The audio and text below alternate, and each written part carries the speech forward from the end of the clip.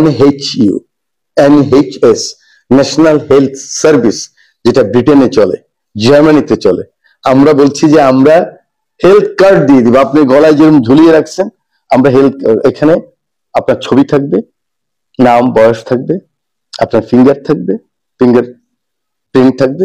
আপনি আপনার এই যে ইউনিয়নের কমপ্লেক্স গুলি আছে, ওখানে এমবিবিএস ডাক্তার দেওয়া হবে, ছোট ল্যাব করে দেওয়া হবে, আপনি সেখানে যাবেন, আপনি যে আপনি হেলথ চেকিং করে নেবেন। অসুস্থ আপনি, আপনি প্রেসক্রিপশন দিবে, আপনাকে রক্ত মলমূত্র পরীক্ষা করবে, ছোট পরীক্ষা।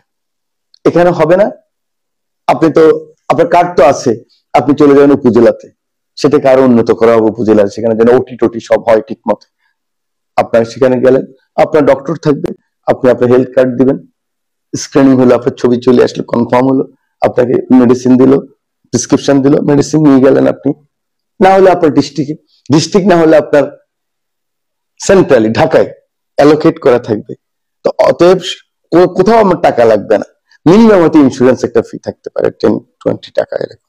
তো এই হেলথ সার্ভিসটা কিন্তু আমার নেতা তারেক রহমানের 31 দফার 26 নম্বর দফা কনফার্ম করতেছে উনি, যে এটা নারী এবং পুরুষ সকলকে দেওয়া হবে।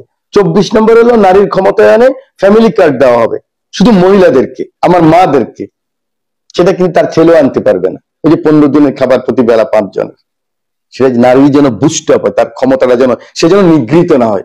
একবার বাপের বাড়ি গেলে বলে তোমাকে নাই, স্বামীর বাড়ি বললে তুমি নাই, হ্যাঁ, তার মূল্য থাকে না, সে যেন মূল্যায়িত হয় সমাজে।